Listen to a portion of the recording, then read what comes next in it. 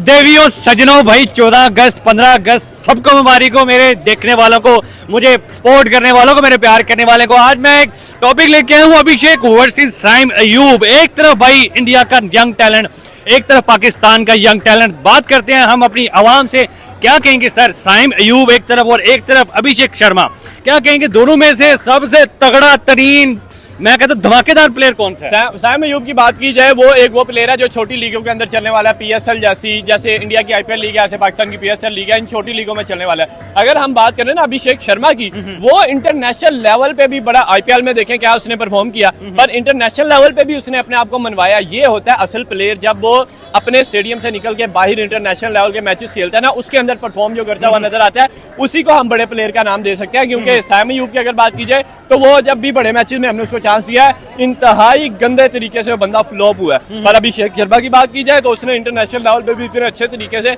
India की series होती है किसी और कंट्री के साथ, तो वो परफॉर्म करके दिखाते हैं। और आईपीएल में तो वो छक्के छुड़ाते हैं कि भाईजान उनका मुकाबला नहीं कर सकता कोई। सेंचुरी। सर हमारे पाकिस्तान का यंग टैलेंट जब इंटरनेशनल लेवल पे आता है फ्लॉप क्यों होता है, और इंडिया का यंग टैलेंट आता है तो क्यों हमेशा वो दुनिया को माइंडसेट। यहाँ पे कप्तान अपने प्लेयर्स को कहता है इजी हो, जो टीम में आ गए हो, 2 साल है, इधर ही रहोगे, ना परफॉर्म करो कोई मसला नहीं है। इंडिया में कहते हैं भाई डू और डाई, करो या मरो, निकाल देंगे। उनके पास 1 अरब की आबादी है, ठीक है ना, उनके पास बहुत ज्यादा प्लेयर पड़े हैं, वो तो अपनी 4 टीमें बना ले जितना उनके पास टैलेंट है। मुझे ये लगता है इंडिया का माइंडसेट अच्छा, उनका कप्तान कहता है भाई नहीं परफॉर्म करेगा तो मैं तुम्हें मिलूंगा ड्रेसिंग रूम में। रोहित शर्मा जो है ग्राउंड के अंदर बहुत चिल्ला, पर ड्रेसिंग रूम में ऐसा खिलाड़ियों की ऐसा करता है ना, जब वो जो परफॉर्म ना कर पाए, कभी कभी ग्राउंड में भी गाली दे देते हैं वो। मुझे ये लगता है अग्रेसिव होना चाहिए कैप्टन को, बाईबंदी नहीं करनी चाहिए, कैप्टन करना चाहिए भाई करके आओ, जैसे इमरान खान था पाकिस्तान का कैप्टन। तो मुझे लगता है कैप्टनसी से बड़ा फर्क पड़ता है दोनों प्लेयर्स का। कैप्टनसी मतलब कि आप कह रहे हैं कि रोहित शर्मा की वजह से जो भी वहाँ पे न्यू टैलेंट आता है वो आके दुनिया के ऊपर अरूज करता है, हमारे जो है वो कैप्टन बाबर आजम की वजह से वो प्लेयर परफॉर्म नहीं कर पाते। क्या कहेंगे सबसे ज्यादा आपको लगता है कि यार अभिषेक आने वाले वक्त पे एक लेजेंड बन सकता है? आपको लगता है कि साइम अयूब अगर दोबारा कमबैक करे तो वो दोबारा जो है वो एक बेहतरीन कमबैक और लेजेंडरी के लाइन में शामिल हो सके? मुझे नहीं लगता पाकिस्तान की क्रिकेट जो है वो आगे जा सकती है, क्योंकि पाकिस्तान की क्रिकेट तकरीबन फ्लॉप हो चुकी हुई है। अपने हमारे एक्ट क्रिकेट कह चुके हैं कि भाई पाकिस्तान ने बेड़ा गर्क किया क्रिकेट का। तो वसीम अकरम हमारे कह चुके हैं कि ये वो पाकिस्तानी है जिनको किसी दूसरे के दुश्मन की जरूरत ही नहीं, ये अपने आप ही दुश्मन। भाई जब 6 बंदे एक साइड पे हैं अपनी टीम में, 6 बंदे दूसरी साइड पे हैं, जब ये ग्रुपिंग होगी है, फिर आपने किससे मुकाबले करने हैं? इंडिया आप देखिए, हार्दिक पांड्या, रोहित शर्मा का इतना बड़ा फड्डा हो रहा था पीएसएल के अंदर, लेकिन जब उसने वर्ल्ड कप के लिए जर्सी पहनी है, कौन हार्दिक पांड्या कौन रोहित शर्मा पता ही नहीं लगा। ऐसे लगा जैसे पता नहीं कितने सदियों से सैया आपस में अच्छी दोस्त है। तो मुझे लगता है जब मुल्क की बात आए ना, तब अपनी जाती जो माइंड है ना उसको साइड पे रखे, जाती जरूरी है, जाती परफॉर्मेंस।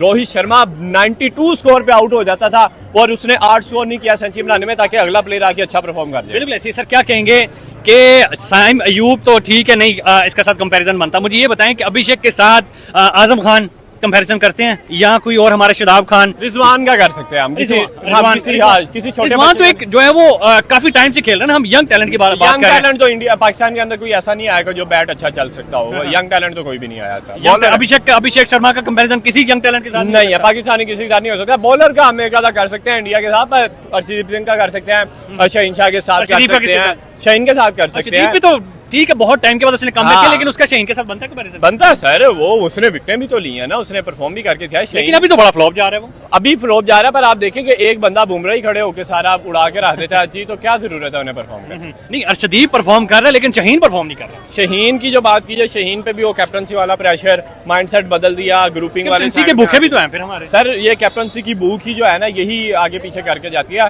हार्दिक पांड्या जब कैप्टन था, रोहित शर्मा ने बड़े अच्छे तरीके से उसकी बातें मानी, और जब रोहित शर्मा कैप्टन बना, फिर हार्दिक पांड्या ने अच्छे से बातें मानी। मुझे ये बताइए अभिषेक को 10 में से कितने नंबर देंगे आप? अभिषेक मुझे लगता है कि 9 कह सकते हैं, 9 कह सकते हैं। और हमारे साइम अयूब के जितने परफॉर्म कितने नंबर? 3 only 3 number. पाकिस्तानी होते हुए परफॉर्म ही नहीं कर रहा ना सर। हमें पाकिस्तान इंडिया से लेना देना नहीं है, क्रिकेट से लेना। अच्छी क्रिकेट जो खेलेगा हम उसे, अभी श्रीलंका ने इंडिया को धोया, हमने श्रीलंका की तारीफ नहीं की है ना भाई, श्रीलंका ने अच्छा परफॉर्म किया, जहाँ पे जो अच्छा परफॉर्म करेगा हम उसका साथ दें। आपको पाकिस्तान में से साइम अयूब भी मिला था? साइम अयूब है, आजम खान है, तो यार कम से कम अगर उठाना था तो अब्दुल्ला उठा लेते हैं। मैं कुछ वर्ड्स अब्दुल्ला को टीम में लेके नहीं आ रहे, सबसे बड़ी बात है। मैं कुछ वर्ड्स बोल पाता, लेकिन चले आपने जो टॉपिक किया उस पर बात करते हैं। अभिषेक वर्सेस साइम, तो सर आपने चूंटी और हाथी का मुकाबला कर दिया। अभिषेक 3 से 4 international total matches, second match में 47-48 बॉल पे सेंचुरी। साइम अयूब 22 से 23 मैचेस T20 के अंदर और 46 हाईएस्ट स्कोर है जनाब का। तो आप कहते हैं इन दोनों के कंपैरिजन बनता है, मैं कहता हूं कि भाई वो खाक के बराबर भी नहीं है अभिषेक के। साइम जिस तरीके से परफॉर्म कर रहा है, आप इंटरनेशनल, हमें आपकी डोमेस्टिक से गर्ज नहीं है, हमें नहीं PSL में आपकी सेंचुरी चाहिए, हमें PSL में आपके 6 पे 6 छक्के नहीं चाहिए, हमें चाहिए इंटरनेशनल लेवल पे जहां जाके आप ग्रीन शर्ट्स के लिए अच्छी परफॉर्मेंस करो। अब अभिषेक को देखो, पहला मैच जिम्बाब्वे से हारे, उसके बाद उस लड़के ने कहा कि मैं यंग हूं अभी और मैंने कमबैक करवाना है, और विदाउट एक्सपीरियंस उसने इतनी तगड़ी ने खेल के दे दी।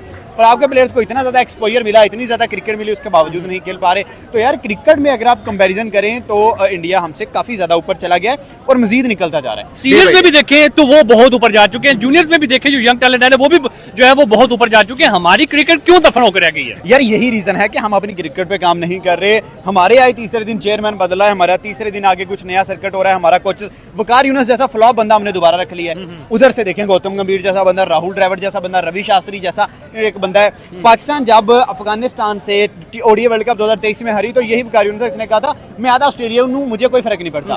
अब उसने आपने उसको कोच बना लिया, अब आपने उसको बाप बना लिया उठा के। तो पाकिस्तान की टीम को तबाह करने में सबसे बड़ा पाकिस्तानियों का, वसीम ने एक बात सही बोली थी कि पाकिस्तान खुद को खुद ही तबाह कर लेगा, किसी दूसरे की दुश्मन की जरूरत नहीं है, दुश्मन की जरूरत नहीं है। लेकिन आप बॉर्डर के उस साइड पे चले जाएं, इंडिया इतना आगे निकल गया, वो नेपाल जैसी एसोसिएट नेशंस, अफगानिस्तान जैसी नेशंस को अपने घर में बुला के तैयार करके अपने मध्य मुकाबले खड़े कर रहे हैं। उन्हें बताया कि ये टीम हमें टफ टाइम देंगी, नेपाल टफ टाइम देगा, अफगानिस्तान टफ टाइम देगा, लेकिन नहीं, वो कह रहे हैं कि भाई क्रिकेट आगे जानी चाहिए, मजीद टीम्स तैयार होनी चाहिए। जैसे फुटबॉल कोई 200 कंट्री में चलता है, क्रिकेट कम से कम 20-25 कंट्रीज में तो हो।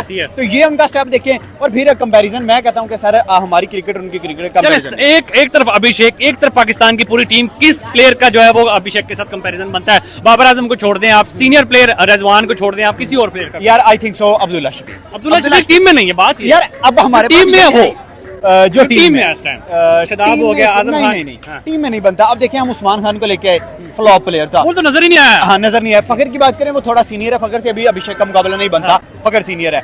लेकिन अगर यंग टैलेंट्स में बात करें, इफ्तिखार से कर लो, इफ्तिखार से कर लो कि वो बंदा 64 T20 मैचेस खेलने के बावजूद एक भी century, man of the match नहीं है, मैं कहता हूँ एक भी सेंचुरी नहीं है, एक भी 50 नहीं है, और वहां से हंसी आती है यकीन करें मुझे। मैं वही कह रहा हूँ कि हमारे जो प्लेयर्स हैं ना सारे इंटरनेशनल प्रोडक्ट नहीं है। मोहम्मद हफीज ने पास्ट में 3-4 साल पीछे चले जाए बात की थी कि इंडिया इंटरनेशनल प्रोडक्ट बनाता है, पाकिस्तान डोमेस्टिक प्रोडक्ट बनाता है, और हमें वो बात समझ भी आ गई।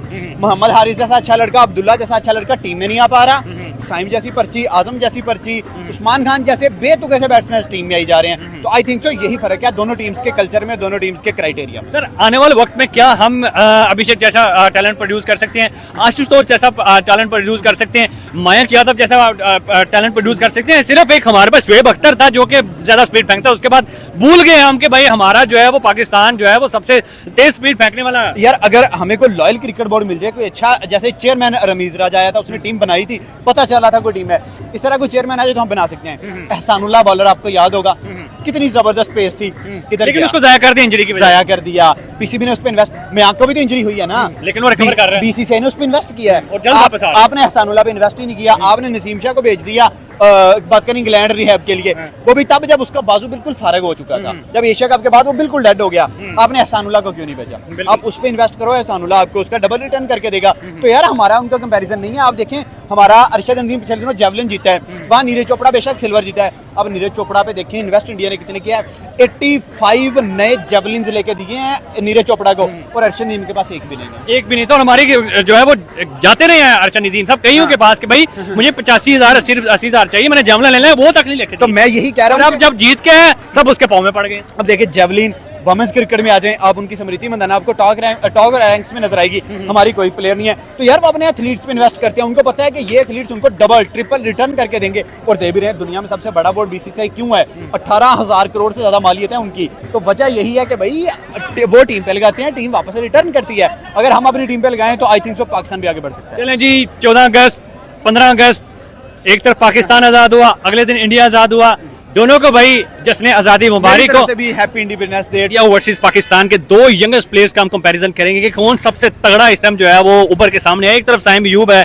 और एक तरफ अभिषेक शर्मा है। क्या लगता है कौन सबसे ज्यादा डिस्ट्रक्टिव है, कौन आने वाले वक्त में लेजेंड की लाइन में शामिल हो सकता है? अभी आपके सामने जो सीरीज पिच हुई थी उसमें अभिषेक शर्मा ने कितना अच्छा उन्होंने खेला, हर उसमें उन्होंने अपना एक स्कोर बनाया, सेंचुरी की थी और कितना अच्छा उन्होंने खेला। अगर जहाँ पर आप साइम की बात कर रहे हैं, आई थिंक सो, मैंने तो उनका नेम ही आज फर्स्ट टाइम सुना है क्योंकि ऐसे प्लेयर्स के नाम याद नहीं होते, प्लेयर्स के वही नेम याद होते हैं जिन्होंने बहुत अच्छा प्ले किया होता है। जिस तरह से हमें अभिषेक शर्मा का पता है कि जिस तरह उन्होंने सेंचुरी की और इतना अच्छा उन्होंने, मतलब कि इतना अच्छा उन्होंने अपनी टीम को, यंग जनरेशन है, ठीक है, अभी उनको फर्स्ट टाइम हमने सीरीज में देखा, उन्होंने आते अपना इतना अच्छा नाम बना लिया। और अगर हम अपनी, मैं सिर्फ ये साइम की बात नहीं करूंगी, हमारे जितने भी प्लेयर हैं, अगर T20 से लेके अब तक की हम जर्नी देखें तो इन्होंने बिल्कुल भी किसी काम का मैच नहीं किया, बिल्कुल फ्लॉप इन्होंने किया। एक तो क्रिकेट होता है, हार जीत तो हर खेल में चलती है, लेकिन अच्छे स्कोर से इंसान हारता, अगला कहता है यार खेले अच्छा थे लेकिन लास्ट पे कुछ हो गया, वो हार गए। लेकिन इनका तो स्टार्ट से लेके एंड तक इतना फ्लॉप खेलते हैं, दिल ही नहीं करता अब तो क्रिकेट देखने का। साइम अयूब की अगर बात की जाए तो जितने भी इंटरनेशनल उसने मैचेस खेले हैं सारों के सारों में फ्लॉप ही रहा, किसी में कोई आउटस्टैंडिंग परफॉर्मेंस नहीं कर पाए। अगर वहीं पे अगर अभिषेक की बात करें, 3 से 4 मैचेस खेले जिसमें उन्होंने आते साथ ही सेंचुरी लगा दी है। पहले भी जो है वो पहली बॉल पे छक्का, फिर 50 पे छक्का, फिर सेंचुरी पे 3 छक्के। इतने नडर बैट्समैन आखिर इंडिया के कैसे हैं? नडर नहीं है, उनको जो सिखाया जाता है, जो बताया जाता है वो वही करते हैं और वो अपने खुद अपने उस पे आते हैं, उसे क्या बोलते हैं, अपनी एबिलिटी पे अपने टैलेंट पे आते हैं। वो उनको रिश्वतें दे के नहीं लाया जाता। अगर हम अपनों की बात कर लें, अगर हम अपनी क्रिकेट बात करें, इसमें से कोई 10 प्लेयर होंगे जो अपनी मर्जी से आते होंगे, बाकी सिफारिशों पे आए, जिसका दिल नहीं भी करेगा उसको भी उन्होंने क्रिकेट में डाल दिया। इस वजह से वो इतना अच्छा परफॉर्म नहीं कर सकते। अगर इंडिया की बात करें तो वो मेरिट पे आते हैं और हर बंदा अपने उसी प्लेटफॉर्म पे आता है जिसमें उनको इंटरेस्ट होता है। अगर हम सिंगिंग की बात कर ले वो इतना हाई है, डांस की बात कर ले वो इतना, क्रिकेट की बात कर लो वो इतना ज्यादा हाई है। इस वजह से वो जिस भी मैदान में आते हैं वो अपने दिल से खेलते हैं और वो जी जाते हैं और अपना एक नाम भी बना लेते हैं। जिस तरह से हमने रोहित शर्मा की बात कर लो, विराट कोहली की बात कर लो, अभी भी लोग उनके कितने ज्यादा फैन हैं। तो यही चीजें हम अपने वालों की बात कर ले, बाबर आजम ने किसी दौर में अच्छा खेला था जिसकी वजह से उसका एक नाम था, उसे लोग किंग किंग कह के बुलाते थे, लेकिन अब तो वो किंग भी फ्लॉप हो गया, पता नहीं उसे क्या मसला हो गया है। और साइम की बात कर लेंगे तो बिल्कुल इसने बहुत डिसअपॉइंट किया है कि बिल्कुल भी उसने अच्छा नहीं खेला। तो मैं यही बोलूंगी अपने जो हमारी क्रिकेट की टीम है कि यार आप लोग अच्छा परफॉर्म कर सकते हो लेकिन ये करते नहीं है। अब ये क्यों नहीं करते ये अब उनको ही बताओ। मुझे ये बताइए, आज 14 अगस्त जो है वो आज रात को होने जा रही है, फिर उसके बाद 15 अगस्त होने जा रही है। एक तरफ इंडिया आजाद हो रहा है, एक तरफ पाकिस्तान आजाद हो रहा है। कोई एक मैसेज पाकिस्तान के लिए, कोई एक मैसेज इंडिया के लिए? इंडिया आजाद हुआ और पाकिस्तान बना था, अच्छा। ठीक है, हाँ जी। तो ये चीज हमें पहले सबसे पहले याद रखनी चाहिए कि हम बने थे, हम लोग उन्हीं से सीख लें कि वो आजाद हुए, वो आज 78 ईयर्स में कहाँ पे चला गया, ठीक है। IT में वो इतना आगे चला गया, टेक्नोलॉजी में इतना बेस्ट चला गया, जितनी भी बड़ी बड़ी सीट्स हैं वहाँ पे इंडियंस बैठे हैं और उनके पास बोर्ड की कितनी ज्यादा वैल्यू। और हम लोग देखें आज 78 सालों बाद भी हम उसी लेवल पे खड़े हैं जहाँ से हमने स्टार्ट किया था। मुझे तो ये लगता है जब हमने स्टार्ट किया था तब हमारे जो सिचुएशन थी वो फिर भी बहुत ठीक होगी, लेकिन अब की बात करें अब तो ना नेट आ रहा है, इवन के व्हाट्सएप पे कोई तस्वीर ही डाउनलोड नहीं हो रही, उसके लिए हमें VPN डाउनलोड करके लगाना पड़ा, ना इंस्टाग्राम चल रहा है। जब पाकिस्तान में कोई भी किसी भी किस्म का इवेंट आता है या कोई भी ऐसे यहाँ पे सेलिब्रेशन होती है, इंटरनेट को बिल्कुल ब्लॉक कर देते हैं। मुझे समझ नहीं आती ये क्यों करते हैं। ना ये खुशी को लोगों में पैगाम दे, दुख को छोड़े, आपके पैगाम दे, एक पाकिस्तान को एक इंडिया को।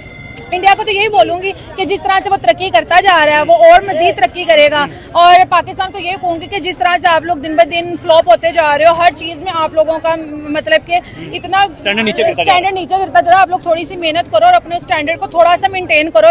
बेशक अपने मुकाबले में आर्टिस्ट लेके, हाँ, बेशक अपने नेबर से सीख लो कि किस तरह से उन्होंने खुद को बेहतर किया, उनको कॉपी कर करके भी सीखेंगे ना फिर भी बहुत आगे ये चला जाएगा।